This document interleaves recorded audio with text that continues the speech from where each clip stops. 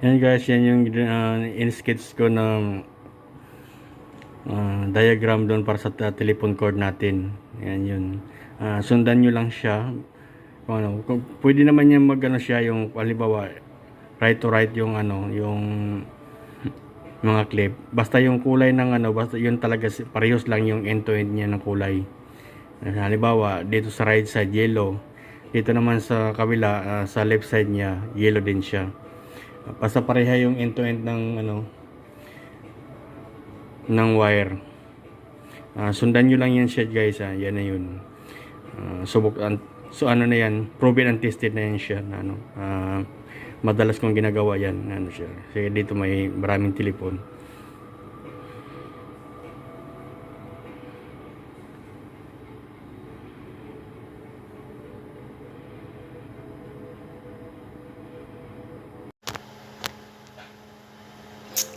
Hi guys, magandang gabi. Welcome back sa akin channel, si Joel po itong Bisayang Technician. Guys, ngayon ang topic natin ngayon, kung paano siya mag-replace nung telephone spiral telephone cord. Okay. Ito yung telephone spiral cord niya. Ano siya?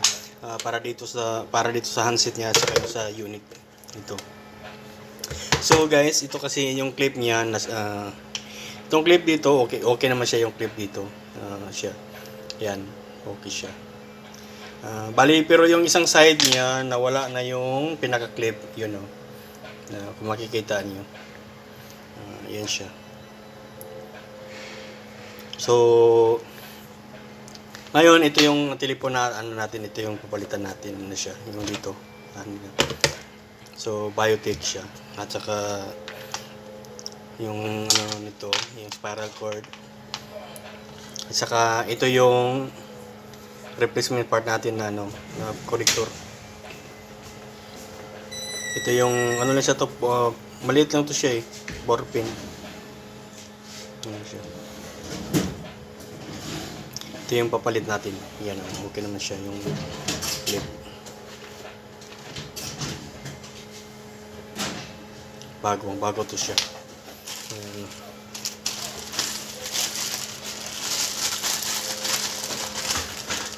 Which one kuya? Korean sir, 1 cup. Ha? White color, 1 cup. Yeah, that one mine. This one also That one? yeah, take that one. That one maybe before, but I'm not using that one.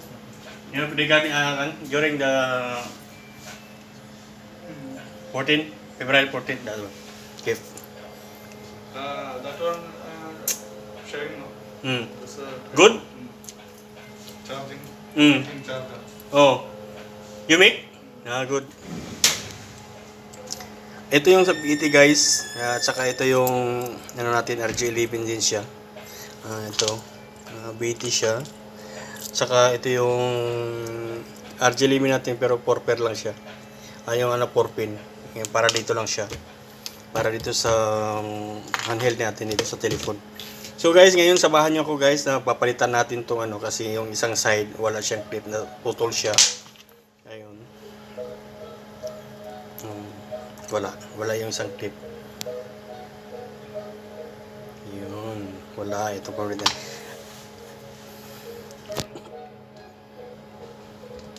Bali guys, ito yung natin, gagamitin nating tools. Bali yan siya Dito yan yung 4 pair na to. Ito yung RG45 at saka yung RG11. Ito siya yung crimping tools na gagamitin natin. Yan. So, samahan niyo ako guys. Papalitan natin tong connector. RG11 connector siya. 4 pair. Mali ang gagawin natin ngayon, puputulin lang natin.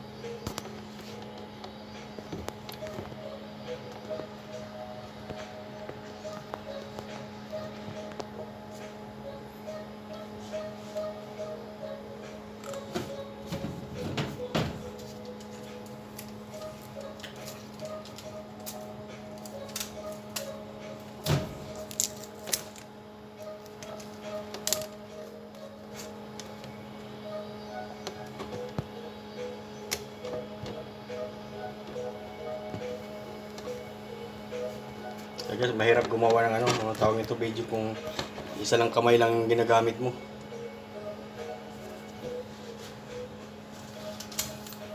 Sabi lang guys, ayusin ko lang muna to.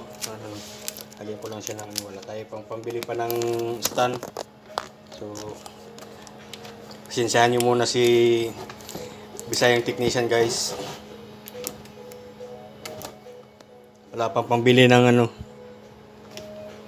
clip, yung ano, clip stand.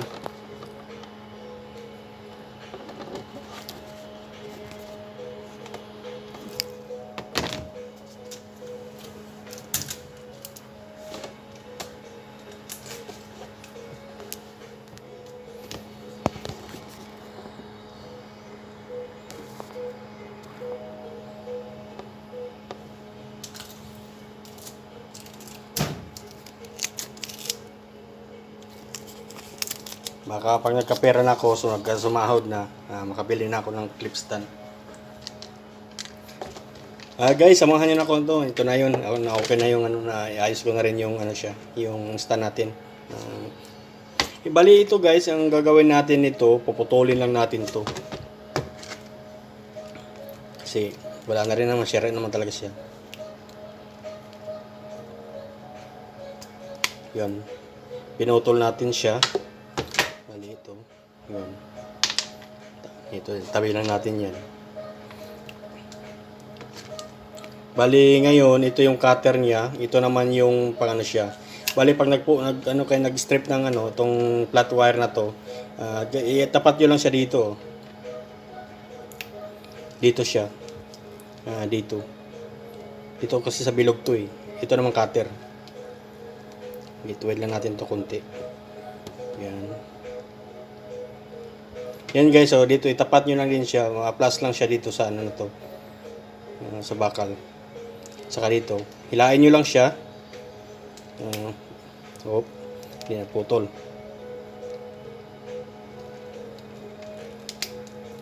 Ayun.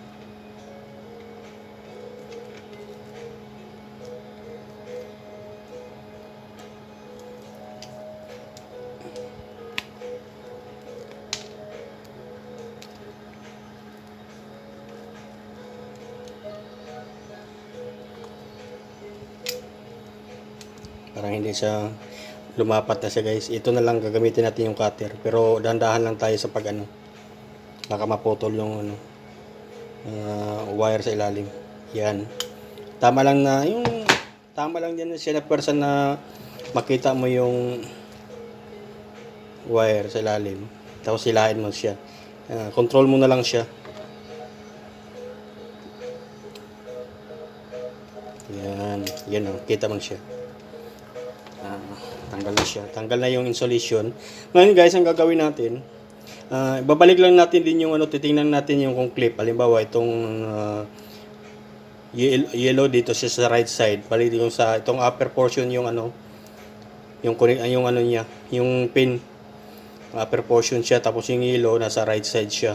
So, ang ano natin, puputulin lang din natin siya. Puputulan natin kasi medyo mahaba na siya konti. Yan. Tapos, sundan lang natin dito. I-slide lang natin siya. Ito yung spare natin. Tingnan natin kung okay ba siya. Medyo mahaba pa siya guys. Meron siyang eksistong.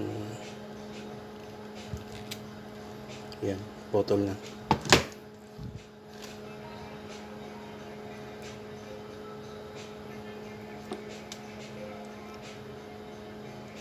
Yun, slide lang natin, tingnan din natin yung dulo. Kasi makikita mo naman yung ano siya. Pag yung dulo, pag talagang napasok siya ng ano, nandyan. Yan, slide lang natin siya dito. Siguraduhin lang natin na yung rubber niya talaga nakapasok siya. Diin pa natin ng konti. Ayun. Okay na siya. Nakita rin natin yung ano dito dulo. Umabot siya doon sa may pin niya sa dulo. Ngayon guys, i-crimp na lang natin to. Pero ito lang gagamitin natin yung 4-pair. Yan, dito ipasok lang natin siya. Yan. Double check lang natin pero yung ano, tama yung ginawa natin. Yellow yung sa right side. Yan siya. Yun, pasok natin sa slot, tapos i-crimp na lang natin, press natin siya. Yan. Ayun, tapos na yung ano natin guys, ginawa na ano, pagpalit ng RJ11 na 4-pair sa handheld telephone niya. Yeah, guys, di ba napakadali lang. Ano siya. Instead kayo bumili ng bagong spiral telephone wire, pwede niyo namang palitan lang, bibili lang kayo ng connector. RJ11 connector, yun lang. Saka yun, nagawa na natin. Bali ito yung isang side kanina, yung original niya. Ito yung pinalitan natin. Tapos, yun na, nagawa na natin siya. Palitan na. Same. Napakadali lang guys, pareho na silang may clip. Yun, ilalagay lang natin siya dito. Telepon. Yan di ba na-clip? Tapos na siya. Tapos, ilalagay natin siya dito. Yan. Di ba? Okay na siya. Titisting ko na natin kung mayroon siyang connection. Kung okay ba yung ginawa natin.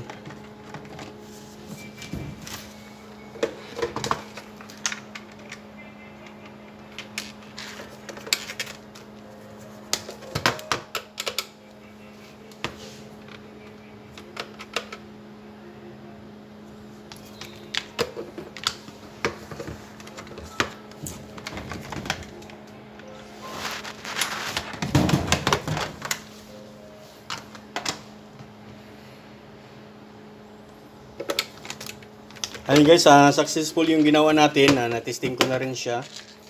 Yun, okay na siya. Okay na. Magagamit na naman natin tong spiral cord. Yun.